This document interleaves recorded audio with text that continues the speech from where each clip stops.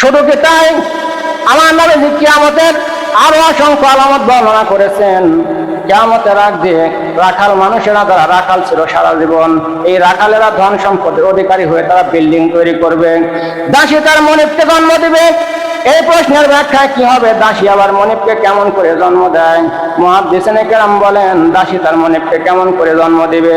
কিয়ামতের আগ দিয়ে এমন একটা অবস্থা সৃষ্টি হয়ে যাবে, কিয়ামতের আগ দিয়ে এমন একটা অবস্থা সৃষ্টি হবে যে এই সন্তানেরা, ছেলে মেয়েরা তাদের বাপ মায়ের সাথে এমন আচরণ করবে, চাকর চাকরানির সাথে মানুষ যেমন আচরণ করে।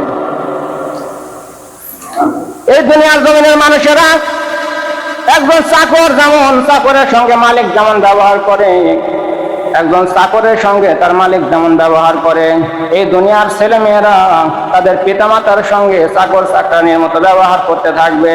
দেখলে মনে হবে মালিক হইয়া দাসের কাছ থেকে জন্ম নিল। কথা বুঝতেছেন? বাপ মায়ের সঙ্গে চাকর চাকরানির মতন ব্যবহার করবে, করে সে এটাই প্রমাণ করবে যে সেই মালিক আর তার বাপ মা হলো দাসী।